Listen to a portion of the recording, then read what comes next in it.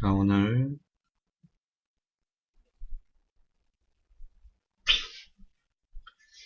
말씀 함께 하겠습니다. 그건 예배가 아니잖아, 인데요. 선거로 또 시작하면서 부탁, 말씀 하나만 드릴게요. 확실히 하루 종일 기사를 쓰면서 설교를 동시에 준비한다는 것이 그렇게 녹록하지 않습니다. 그러나 하나님께서 하게 하셨으니, 하게 허락하셨으니,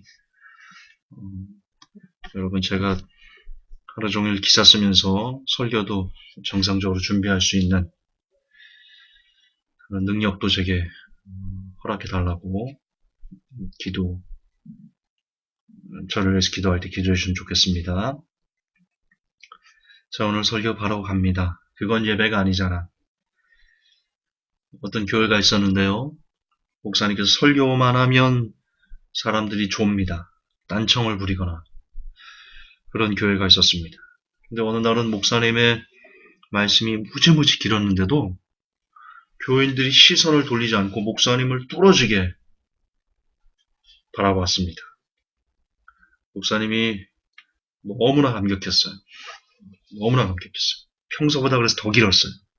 근데도 성도들이 말똥말똥 목사님을 뚫어지게 쳐다봤습니다. 예배를 마치고 사모님에게 목사님이 감격이 여워서 얘기했습니다.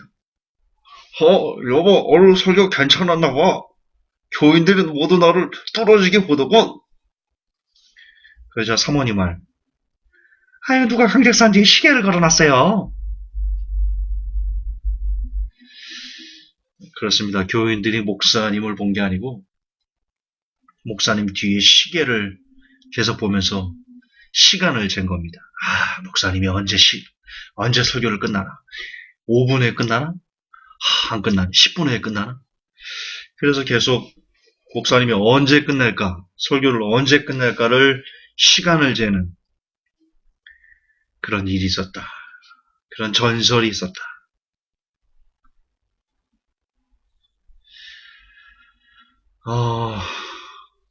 여러분에게 웃기는 유머지만요. 아마 유머를 들으면서 가슴에 찔리는 그런 사람들이 있을 겁니다. 물론 저를 포함해서. 물론 예배가 주일에 한 번 가서 혹은 수요일 날 1시간, 금요일 날 1시간 가서 그러니까 어떤 공동체 예배에 참석해서 1시간으로 예배가 끝나는 건 아닙니다. 물론 그렇습니다. 예배는 우리의 평일의 삶으로 드려지는 것, 우리의 온 라이프가 예배다라는 것은 여러 번 강조해서 알고 있을 겁니다. 그러나 중요한 것은 그럼에도 불구하고 예배를 소홀히 여기거나 목사님의 설교를 듣는데 지겨워 빨리 끝났으면 좋겠어 라거나 혹은 설교를 들을 때 졸거나 꾸벅꾸벅 그런 사람이 과연 평일에 살면서 예배를 온전히 온 라이프를 다해서 예배를 온전히 드릴 수 있을까요? 우리는 여기에 집중해야 됩니다. 여러분 안에서 새는 바가지는요 반드시 밖에서도 셉니다. 주일날 예배 시간에 지각하기를 밥 먹듯이 하고 주일날 예배 때 설교 들을 때 꾸벅꾸벅 조는 것을 대수롭지 않게 여기고 주일날 교회에서 성도들과의 관계가 막장이고 이런 분이 이렇게 교회 생활을 하찮게 대수롭지 않게 그렇게 여기는 분이 과연 평일의 삶에서 평일의 삶 가운데 온전한 삶으로의 예배를 드릴 수 있을 것인가? 우리는 묻지 않을 수 없습니다.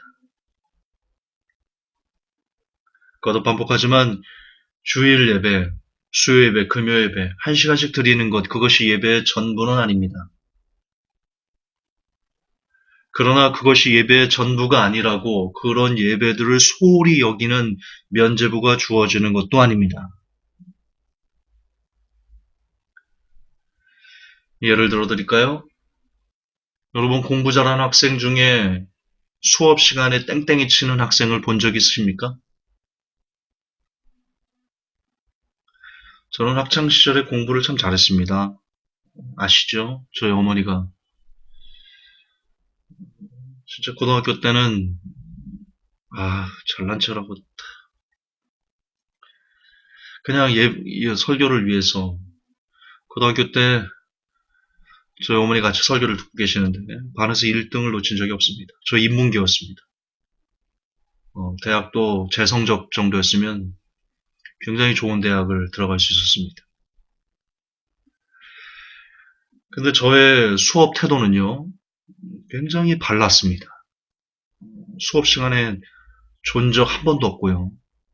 선생님이 말하면 말이 떨어지기 무섭게 교과서나 그런데 메모가 수두룩하고요. 좀 성실하게 수업을 들었습니다. 그리고 저와 같이 경쟁했던 학생들, 그들 역시 졸지 않았습니다. 그것이 자극이 돼서 더 열심히 했는지도 모릅니다. 그런 선의의 경쟁자들이 있었기 때문에. 근데 반에서 정말 공부 못하는 아이들 보면 죄송합니다. 그냥 있었던 일입니다. 자기 바빴고 교과서 안 가져오기 일수였고 수업 태도가 참으로 불량했습니다. 물론 수업 태도가 발랐던 학생 중에도 공부를 그다지 못했던 친구들도 있었죠. 없지 않았습니다. 그러나 대체적으로 평균적으로 수업 시간에 성실히 임하는 학생들은 모두 다 성적이 좋았다. 이것은 여러분들도 익히 학창 시간에 경험했던 바일 겁니다. 그렇습니다. 거듭반복하지만 안에서 새는 바가지는 밖에서도 셉니다.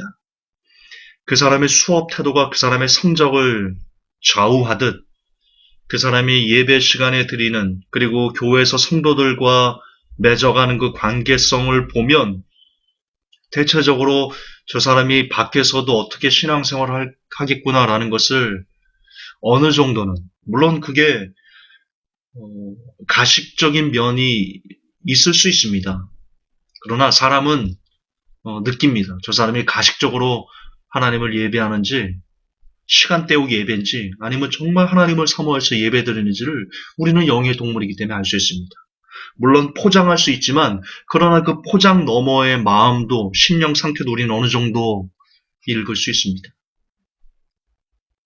그리고 거듭 반복하지만 예배 시간에 열심히 드리고 최선을 다해서 예배한다고 그 사람이 물론 밖에 나가서 그런 삶을 똑같이 살아가는 것은 아닐 수 있습니다. 그러나 적어도 밖에서 정말 열심히 평일의 삶 가운데 예배를 열심히 하는 사람이 교회 안에서 흐지부지하거나 대충 예배를 드리거나 예배 드리는데 막 꾸벅꾸벅 졸거나 예배 드리는데 잡담하거나 예배 드리는데 다리 떨거나 예배 드리는데 껌 씹거나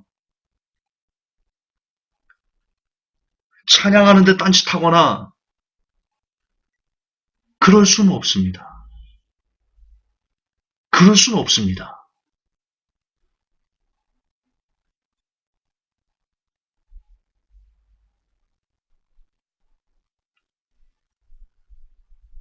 반에서 1, 2등 하는 친구가 수업 시간에 딴척하거나 수업 시간에 졸거나 수업 시간에 교과서 안 갖고 오거나 이럴 수는 없습니다.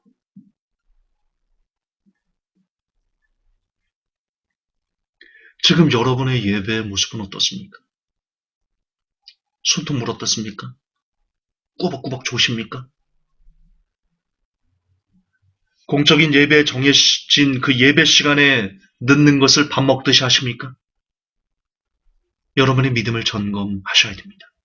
과연 내가 진짜 믿음을 갖고 하나님 앞에 살아가는지.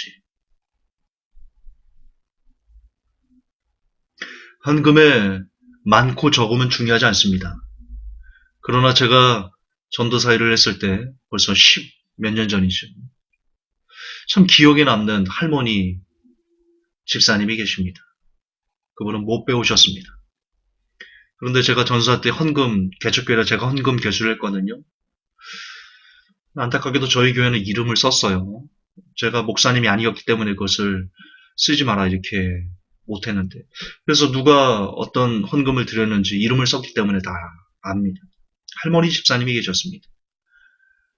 근데 헌금 개수를 할 때마다 그분에 드린 헌금 봉투나 혹은 헌금을 만질 때 참 감사했습니다. 물론 제게 주는 건 아니죠. 하나님에게 드리는 거죠. 근데 그분의 헌금은 가끔은 5,000원, 거의 1,000원씩 이렇게 했는데 거듭 반복하지만 금액이 중요하지 않습니다. 제가 그것을 헌금을 결수할 때 그분의 헌금 봉투에서 그 돈을 꺼낼 때마다 어쩜 그렇게 감사한지 모르겠습니다. 그분은 다리미로 헌금을 이렇게 다립니다. 1,000원짜리를 이렇게 다립니다. 그래서 정성껏 그걸 쇠 봉투에 담아서 하나님께 드립니다. 거듭 반복하지만 많고 적으면 중요하지 않습니다.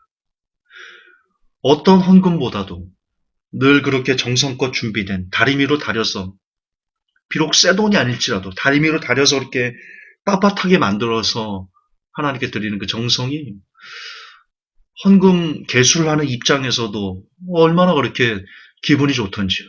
아, 이번 주 하나님을 사랑하는 그 마음이 이렇게 표출될 수도 있구나. 나도 나중에 헌금하면 이렇게 정성껏 드려야지. 그런 마음이 도전이 되는.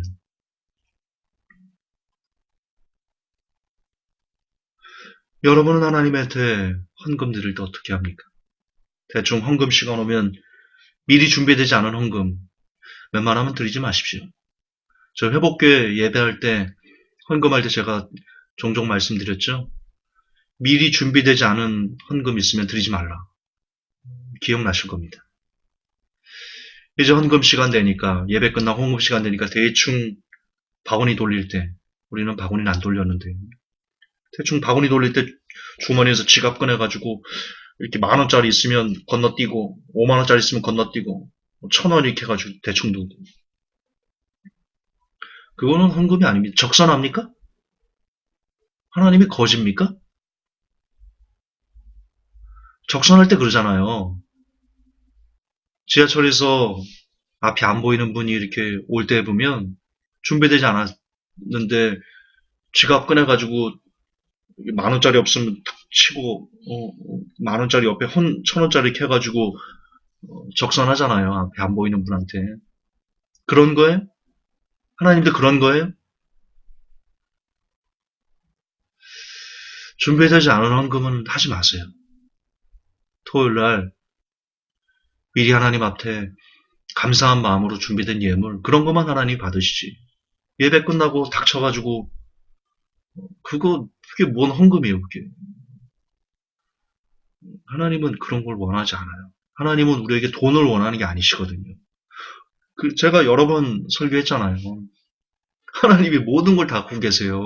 온 우주 만물이 다 그분 거라고요. 부자로 따지면 세상에서 가장 큰 부자가 하나님이시지 않습니까? 하나님에게 예를 들어서 여러분 아버지가 1,000억, 10,000억 재산가에서 10,000억. 세상의 모든 걸 다 그분이 살 수 있는 아버지가 있다고 생각해 보세요. 여러분이 자녀예요.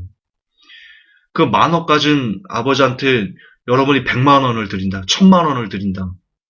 그게 10,000억 가진 아버지한테 그게 뭔 도움이 되겠어요? 네? 그렇잖아요. 뭔 도움이 돼? 10,000억이 있는데 아버지한테. 10,000원이 있는 아버지한테 1,000만 원이 돈이겠어요? 우리한테는 크지만 100만 원이 돈이겠냐고요. 10,000억인데. 그럼에도 불구하고 여러분이 100만 원으로 혹은 1,000만 원으로 10만 원으로 옷을 한번 해뒀다 이거예요. 아버지한테. 파크랜드 이런 데 가서 50% 세일, 70% 세일 이런 데 하는 데 있잖아요. 아울렛 가면. 그 10만 원에 아버지 정장한 뭘 사드렸다 이거예요. 10,000원 가진 아버지가요. 그 10만 원짜리 옷이 뭐가 좋겠어요. 그럼에도 불구하고 우리 아들이 사줬다 이거예요. 맨날 그것만 입고 돌아다니는 거예요. 아, 이거 우리 아들이 사줬다? 그게 아버지 마음 아니에요. 그게 하나님 마음 아니에요.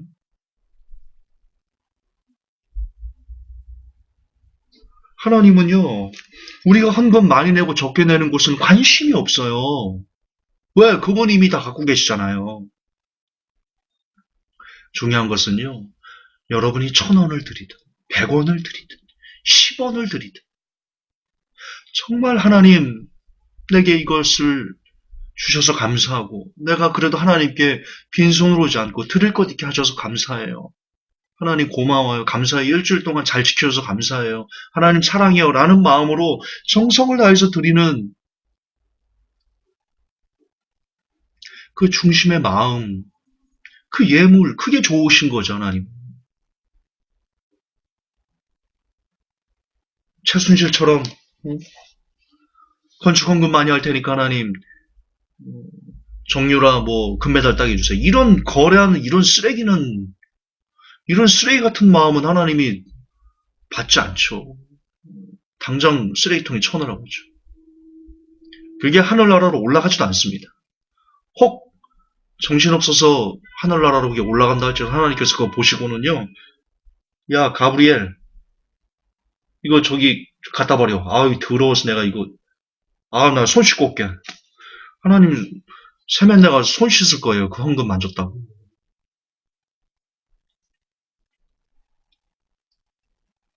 그러나 비록 1,000원이지만 미리 토요일부터 그것을 다리미로 쫙 다려서 하나님 감사해요. 지금까지 살게 해주신 하나님의 은혜예요. 너무 감사해요 하나님. 그래서 그것을 예쁜 봉투에 담아서 정성을 다해서 바쳐진 그 1,000원을 하나님께서 들으시고는요. 야 미카엘 그거 1,000원 그거 갖고 와봐. 나 오늘 그거 품고 그걸로 쌀 사 먹어야 되겠다. 야. 이거 우리 그 누구누구 집사가 이거 헌금한 거다? 부럽지? 이 헌금에 마음이 얼마나 많이 담겼는지 아니? 부럽지? 헤헤헤. 하나님 그러실걸요? 자랑하실걸요? 그 1,000원을 막 들고 막 일일이 만보 막 춤을 추실걸요? 우리 하나님은 그런 걸 원하시는 거예요. 예배 때 그런 걸 원하시는 거예요. 우리의 마음을 다해서, 중심을 다해서, 정성을 다해서, 최선을 다해서 하나님을 기뻐하고, 하나님을 예배하고, 하나님 앞에 통회하고, 상한 심령으로 자복하고, 그래서 다시금 하나님을 기억하는 순간이 되는 그 예배를 하나님이 원하시는 거예요. 그런데 그런 예배 때 어떻게 졸 수 있어요? 어떻게 지각할 수 있으며, 어떻게 다리를 떨 수 있으며, 어떻게 껌을 씹을 수 있고,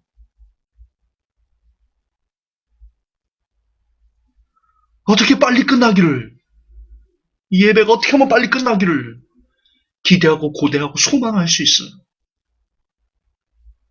예배 끝나고 빨리 여자친구 만나러 가야 되는데 어떻게 그럴 수 있어요? 한일전 축구하는데 목사님 설교 왜 이렇게 어떻게 그럴 수 있어요? 그것이 예배예요? 그리고는 예배 들었다 할 수 있어요? 그건 예배가 아니에요. 그건 예배가 아니에요. 하나님은 상한 심령을 받으세요. 그리고 정말 그 시간 하나님에게 올인하기를 원하세요. 잊지 마세요. 물론 예배가 주일 예배, 수요 예배, 금요 예배, 한 시간으로 예배가 다 끝나는 건 아니에요. 그러나 그렇다고 그런 예배 시간을 소홀히 할 수 있는 권리는 우리에게 없어요.